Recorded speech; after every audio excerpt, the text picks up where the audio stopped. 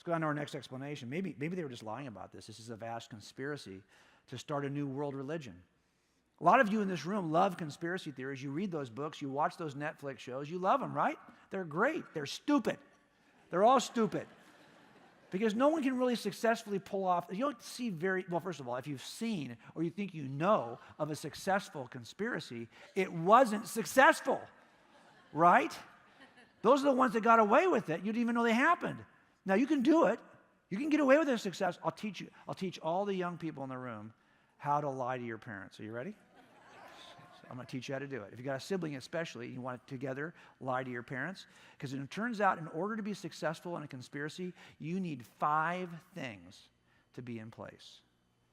If you have these 5 things, you can do it. But if you don't have these 5 things, good luck.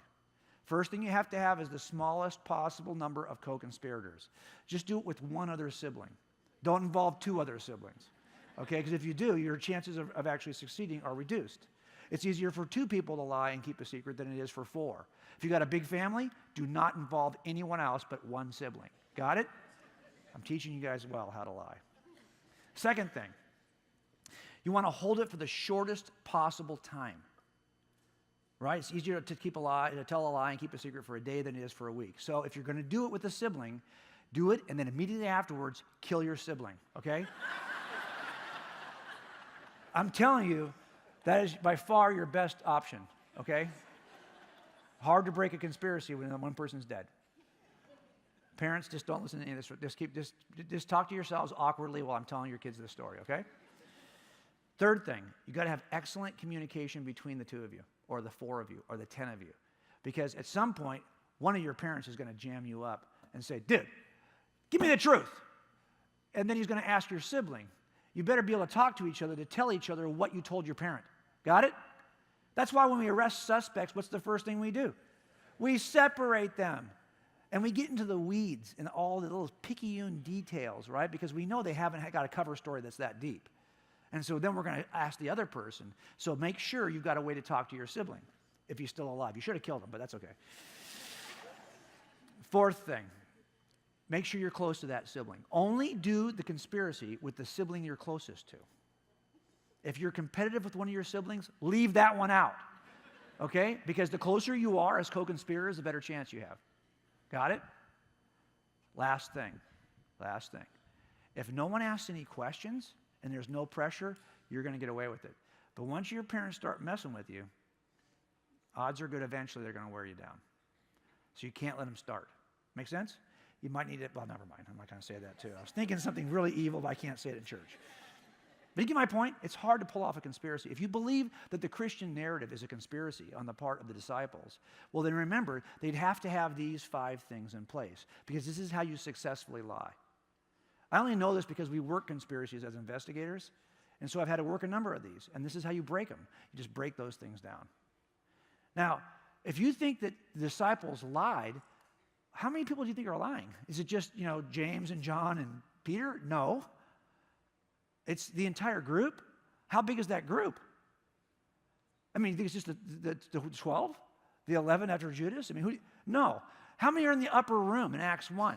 120-ish?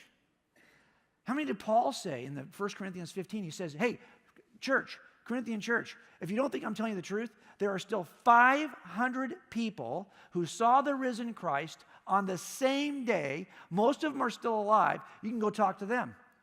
So we're talking about a big group. If you just started telling me, I know of a conspiracy involving 500 plus people, give me a break. It's already unreasonable. But let's go a little further. Let's play a game of Clue. This is the way the Clue board should look for all you youngsters. I don't know what you're playing on anymore, but it's probably not that board. That's the board they started with, okay? This is dinosaur age board, okay? This is prehistoric Clue. So there it is.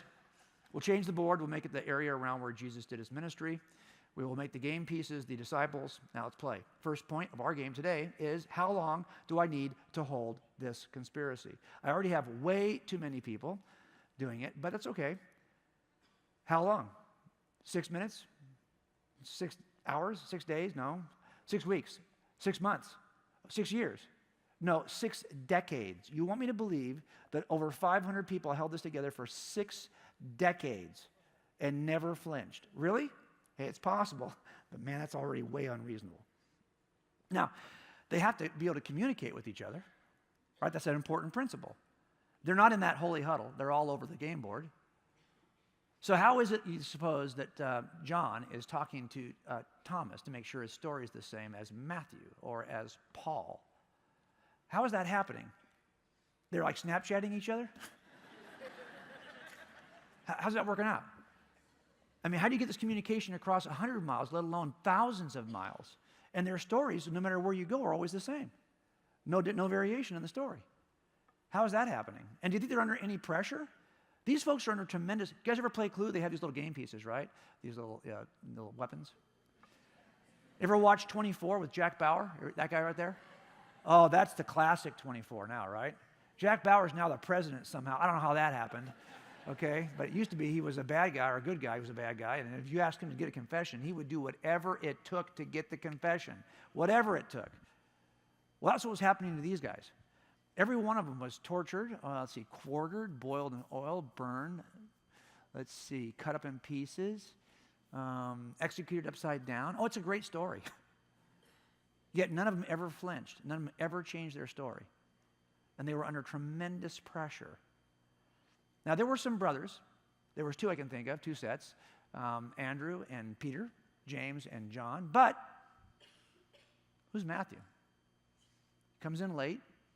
He's not part of the discipleship of John the Baptist. A lot of those guys were John the Baptist disciples. This guy's not.